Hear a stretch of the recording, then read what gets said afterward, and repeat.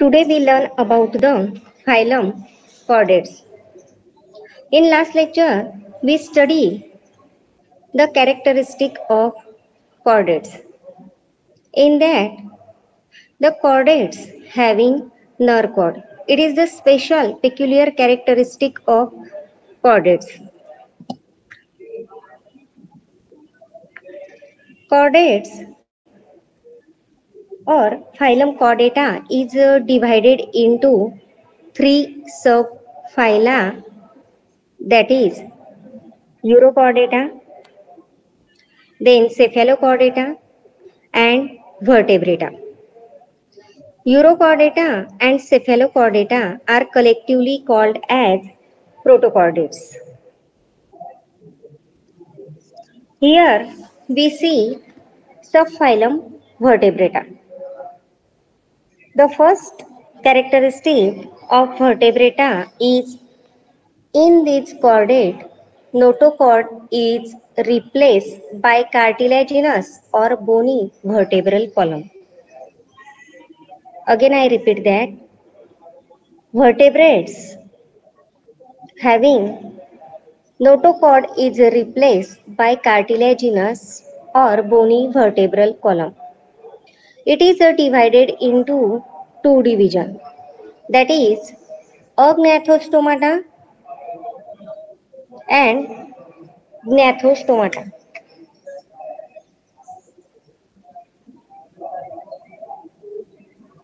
Agnatho that is no jaw, while gnathostomata having jaw, that is jaw are present. This is the two division of subphylum Vertebrata, that is agnathostomata, jaw are absent, and gnathostomata, that is jaw are present. The first division of gnathostomata having the characteristic is that this division include the lowest or most primitive vertebrates. This division include lowest or most primitive vertebrates, which are without jaw. They include only one class of living vertebrate. This is the peculiar characteristic of this division of gnathostomata. That is, this is only one class having the member is a living. The cyclostomata. Class cyclostomata, cyclos that is circular, rounded, stoma that is mouth. गोल तोंड असणारे किंवा rounded जे काही तोंडाचा आकार आहे तो rounded असणारे जे काही मेंबर्स असतात या डिव्हिजन ऑफ गॅथोस्टोमाटा मध्ये त्यांना सायक्लोस्टोमाटा म्हटलं जातं किंवा या सायक्लोस्टोमाटा क्लासमध्ये इन्क्लूड होणारे मेंबर हे राउंडेड माउथ वाले असतात. लॅटिन किंवा ग्रीक मध्ये सायक्लोस्टोमाटा म्हटलं जातं. एक्झाम्पल त्याचं petromyzon, common name is lamprey. After that, myxine, common name is hagfish. Cyclostome are jawless. हे जे काही सायक्लोस्टोम असतात animals, तर हे jawless असतात. That is, jaw are absent and eel-like animals. Skin is soft, smooth, containing unicellular mucus gland but no skin. यांची जी काही skin असते ती सॉफ्ट असते, स्मूथ असते आणि युनिसेल्युलर म्युकस ग्लँड पासून बनलेली असते आणि यांच्या शरीरावर स्केल ॲब्सेंट असतात. Median fins are present but paired fins are absent. Median fin हा प्रेझेंट असतो परंतु जे काही पेयर्ड फिन्स असतात, जोडीने असणारे जे फिन्स असतात ते त्यांच्यामध्ये ॲब्सेंट असतात. They are ectoparasite. Ecto that is outer, parasite that is disease causing agent. हे दुसऱ्या ॲनिमलच्या शरीरावर बाहेरील बाजूस चिपकून राहतात आणि त्यांच्या शरीरावर ते भरण पोषण करत असतात. म्हणजेच होस्ट ॲनिमलची जी बॉडी आहे त्याच्यावर हे डायरेक्टली काय करत असतात तर स्वतःचं भरण पोषण करत असतात. They R sucking and circular mouth without जॉ. आणि त्यांच्यामुळे त्यांच्यामध्ये जॉ ॲब्सेंट असतात कारण ते काय करतात दुसऱ्या ॲनिमल पासून जे काही रेडीमेड डायजेस्टेड फूड आहे ते सक करत असतात म्हणजे शोषून घेतात कशाच्या साह्याने? त्यांच्या सर्क्युलर माउथच्या साह्याने. Cranial and vertebral column made up of cartilage. जे काही क्रॅनियम म्हणजे स्कल कॅव्हिटी आहे आणि व्हर्टेब्रल कॉलम जो बॅक साईडला रॉड लाईक स्ट्रक्चर असतं, व्हर्टेब्रल कॉलम ज्याला पाठीचा कणा म्हटलं जातं, तर हे दोघंही स्कल कॅव्हिटी आणि व्हर्टेब्रल कॉलम हे कशाने तयार झालेले असतात? कार्टिलेजने. मग कार्टिलेज काय आहे? तर ॲनिमल टिश्यू मध्ये आपण बघितलंय cartilage it is a connective tissue and it is thin, flexible, elastic, soft and resistant to compressive forces. आणि यांचं फंक्शन काय असतं? Provide cushion type padding for long bone. हे कार्टिलेजचं फंक्शन असतं. Digestive system lack stomach. त्यांची जी काही डायजेस्टिव्ह सिस्टीम आहे तर त्याच्यामध्ये स्टमक ॲब्सेंट असतं. का स्टमक ॲब्सेंट असेल? कारण आपण या अगोदरच बघितलं की हे जे काही ॲनिमल्स आहे तर हे कसे आहेत? इक्टोपॅरासाइट आहे. मग इक्टोपॅरासाइट म्हणजेच हे अदर ॲनिमल्सवर डिपेंड असतात फॉर फूड आणि सगळ्यात महत्त्वाचं म्हणजे त्या होस्ट ॲनिमल पासून ते रेडीमेड डायजेस्टेड फूड घेत असतात आणि त्याच्यामुळे स्वतः त्यांना फूड पचवण्याची गरज नसते कारण रेडीमेड फूड ते घेत असतात होस्ट ॲनिमल पासून आणि त्याच्यामुळे डायजेस्टिव्ह सिस्टीम मध्ये स्टमक नावाचं जे ऑर्गन आहे ते ॲब्सेंट असतं. Respiration occur by 6 to 15 pairs of gill slit. जे काही श्वसन प्रक्रिया आहे ती 6 ते 15 पेअर्स असणाऱ्या गिल स्लिटने चालत असते. Gill slit are without operculum. ज्या गिल स्लिट असतात तर त्यांच्यावर जे कव्हरिंग आहे ऑपरक्युलम ते ॲब्सेंट असतं. Heart is a 2 chamber. Heart जे आहे ते 2 चेंबरने तयार झालेलं असतं विथ 1 ऑरिकल अँड 1 व्हेंट्रिकल. एक ऑरिकल आणि एक व्हेंट्रिकल म्हणजेच 2 चेंबरचं हार्ट प्रेझेंट असतं. Gonad that is sex organ. Gonad is a single large and without gonoduct. while fertilization is external. They are anadromous. This is the peculiar characteristic. ते कसे असतात? anadromous असतात. What is meant by anadromous? That is migrate for swamping to fresh water from their marine habitat. Actually त्यांची राहण्याची ठिकाण कुठे आहे? Marine habitat आहे. म्हणजेच जे काही सॅल्टी वॉटर आहे ओशनिक किंवा सी वॉटर जे आहे तर त्या ठिकाणी त्यांचं राहण्याचं ठिकाण आहे. परंतु जेव्हा ते स्वॅम्पिंग करत असतात तेव्हा ते कुठे जातात? गोड्या पाण्यामध्ये जातात म्हणजेच फ्रेश वॉटरमध्ये जातात. का जातात? तर बघा त्यांचं जे काही स्वॅम्पिंग आहे ते फक्त फ्रेश वॉटरमध्येच कंडक्ट होत असतं. मग हे जे काही स्वॅम्पिंग आहे हे स्वॅम्पिंग म्हणजे काय? तर swamp that is process of deposit or releasing eggs and sperm. म्हणजे ही जी काही कृती आहे act of both sexes called as swamping. Most aquatic animal except aquatic mammals that is aquatic mammals and reptiles. बघा जे काही जलचर मॅमल्स आणि reptiles आहे हे जर सोडले तर बाकीचे सगळे aquatic animals स्वॅम्पिंग करत असतात. म्हणजेच त्यांचे जे काही एग्ज असतील एग्स आणि स्पर्म हे डिपॉझिट किंवा रिलीज करत असतात त्याला म्हटलं जातं स्वॅम्पिंग प्रोसेस. आफ्टर स्वॅम्पिंग हे जे काही ॲनिमल्स आहे तर हे आफ्टर स्वॅम्पिंग दे डाय विदिन फ्यू डे. हे जे काही एग किंवा स्पर्म रिलीज करण्याची प्रोसेस आहे ती कंडक्ट झाल्यानंतर काही दिवसांनी हे जे काही ॲनिमल्स असतात हे मरतात, डाय होतात. Larvae metamorphose and then migrate to ocean. ज्या काही लार्व्ही आहे म्हणजे एग, लार्व्हा, प्युपा, अडल्ट या ज्या काही स्टेज असतात एक पासून पुढच्या स्टेजेस तर त्याच्यातली जी काही लार्व्ही स्टेज आहे ती मेटॅमॉर्फोस होते म्हणजे ती रूपांतरण करत असते. That is complete change of form as a part of natural development process of great and sudden change in a form and habit of some animals during transformation from an immature stage. त्याला म्हटलं जातं मेटॅमॉर्फोसिस. हे मी या अगोदर molluscan animal मध्ये सुद्धा तुम्हाला सांगितलं होतं. And migrate to ocean. लार्व्हीचं रूपांतरण झालं अडल्ट मध्ये मॅच्युअर स्टेज मध्ये की ते परत कुठे मायग्रेट होतात? तर मराईन वॉटर मध्ये ते ट्रान्सफर होतात, म्हणजेच ओशनकडे जातात, कारण त्यांचे हॅबिटॅट ऍक्च्युअली काय आहे, मराईन हॅबिटॅट आहे. फक्त स्वॅम्पिंग करण्यासाठीच ते फ्रेश वॉटर मध्ये येत असतात. हे त्यांचे पेक्युलियर कॅरेक्टरिस्टिक. त्यानंतर याचं बेस्ट एक्झाम्पल आहे सी लॅम्प्रे.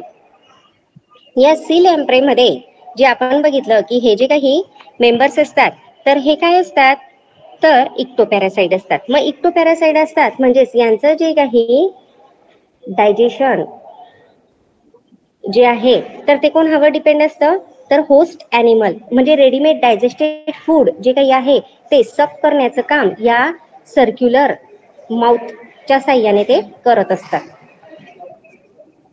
आणि हे जे काही आहे एक्झाम्पल ते म्हणजे काय, सी लॅम्प्रे. आणि हा जो काही सेकंड फिगर आपण बघतोय किंवा डायग्राम बघतोय तर ती एक्झाम्पल जे आहे ते पेट्रोमायझॉनचं आहे आणि त्याचं माउथ सेक्शन आपण डायग्राम मध्ये बघत आहोत. After that we see second division gnathostomatटा.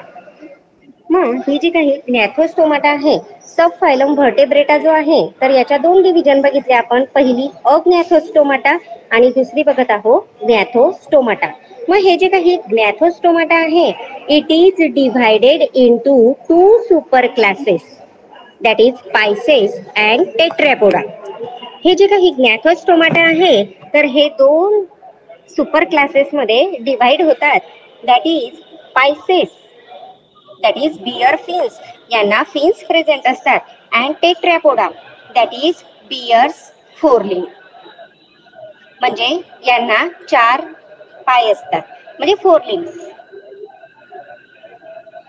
म्हणजे 4 जे काही लिम्स आहे त्याच्यात 2 फोरलिम्स असतील आणि 2 हाइंड लिम्स असतील, या पद्धतीने. यामध्ये पहिला जो सुपर क्लास आहे पायसेस, त्याचे कॅरेक्टरिस्टिक बघूया. They are aquatic animals. कसे असतात ते, पाण्यात राहणारे ॲनिमल्स असतात.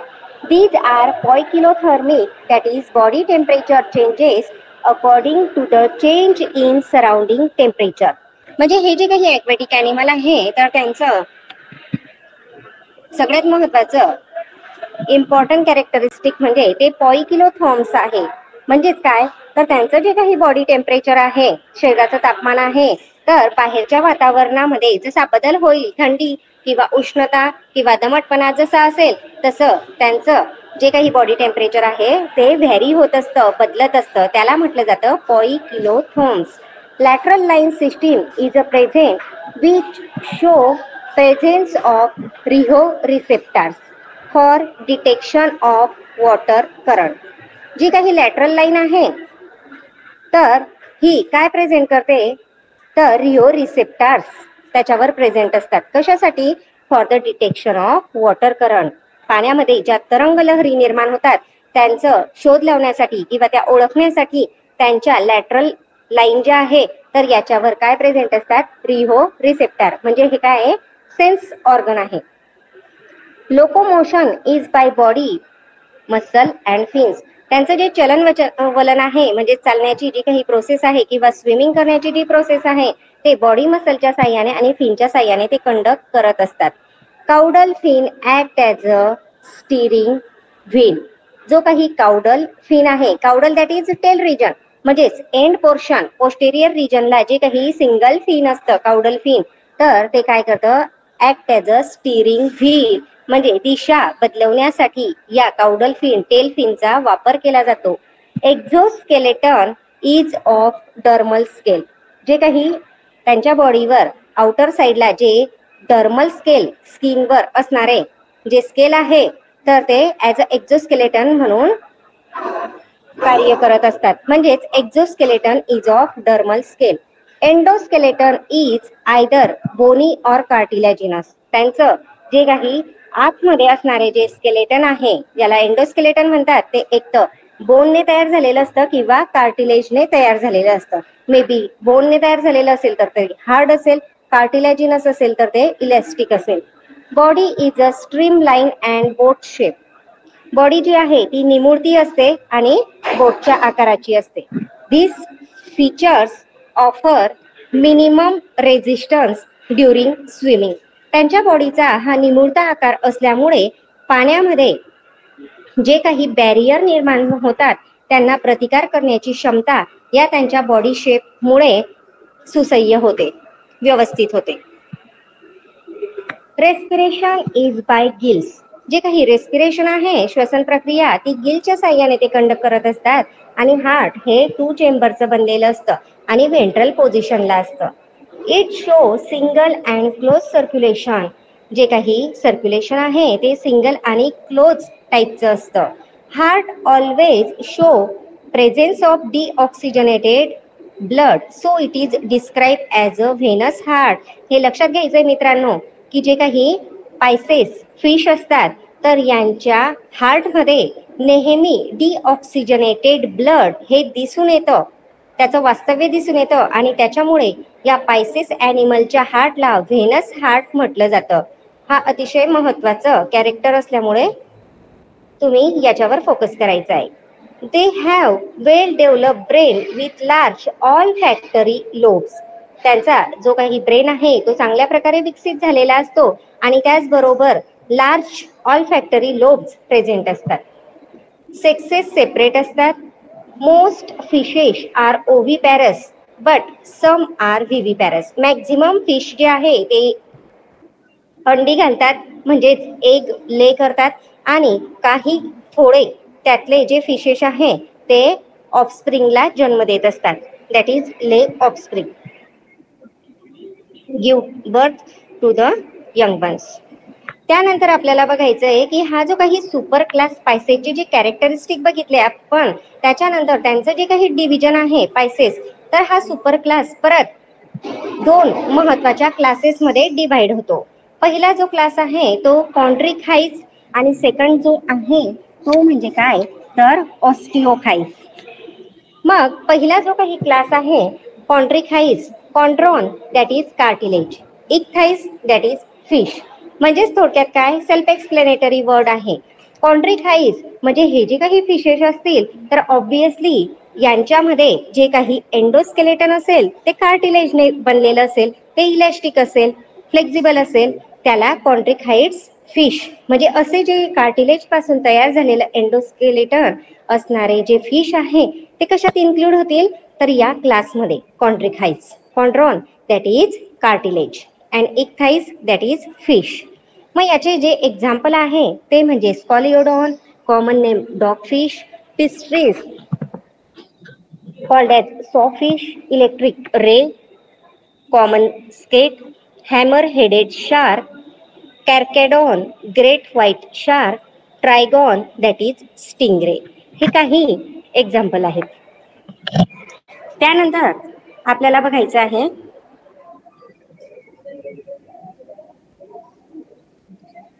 याचे कॅरेक्टरिस्टिक.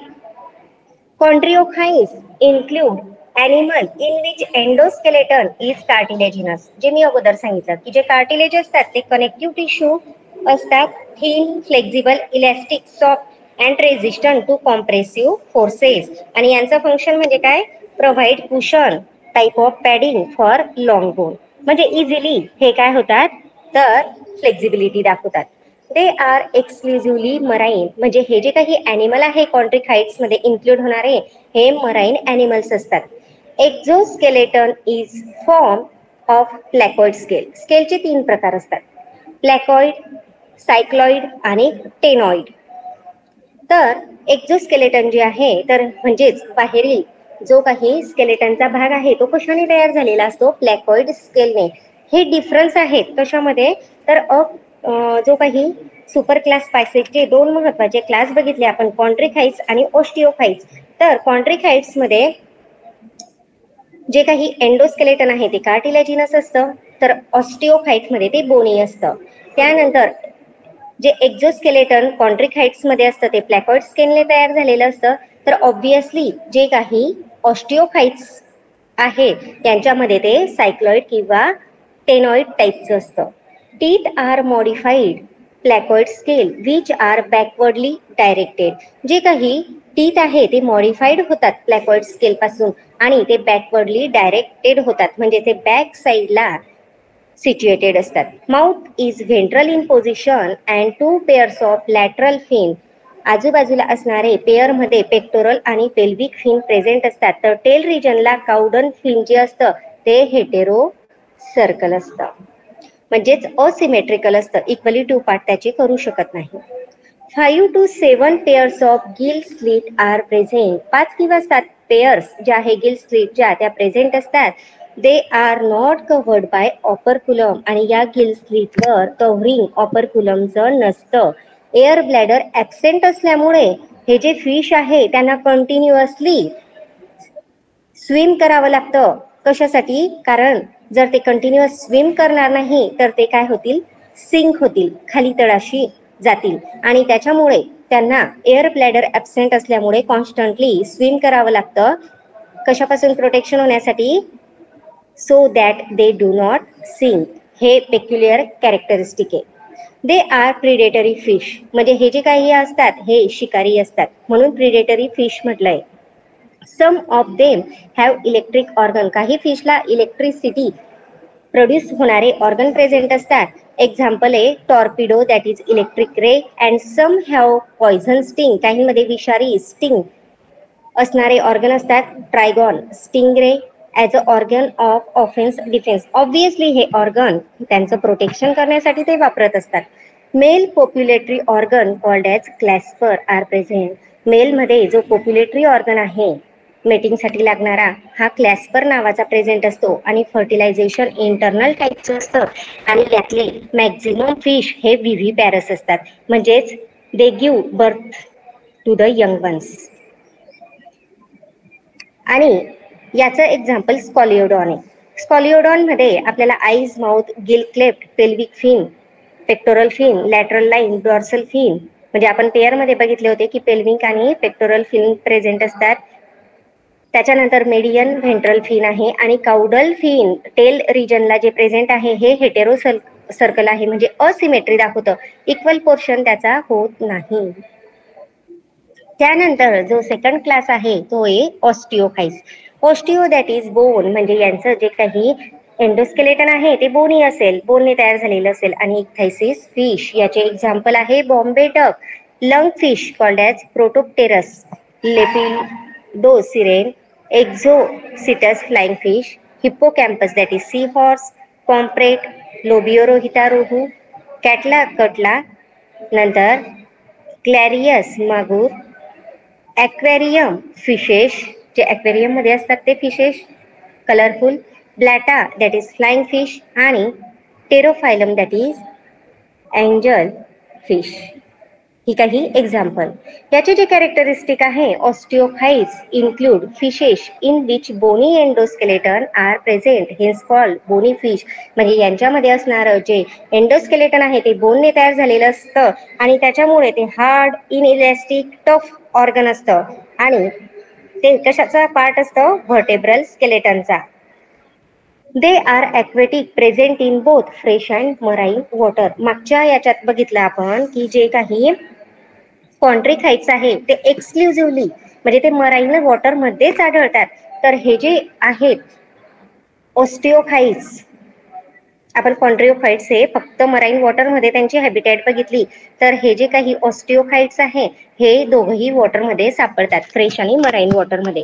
यांचं एक्झोस्केलेटन जे आहे ते सायक्लॉइड आणि टेनॉइड स्केलने तयार झालंय, ऑस्टिओकाइट्स जे काही फिशेस आहे त्यांचं.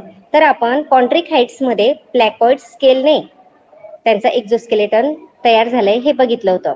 Mouth is most terminal in position, tail fin is a form by 2 equal lobe, जो काही काउडल फिन आहे तो इक्वल लोबने तयार झालेला आहे, म्हणजेच होमो सर्कल, म्हणजे सिमेट्रिकल असतात, इक्वल 2 पार्ट्स पडतात. 4 pair of gill slit are present covered with ऑपरक्युलम.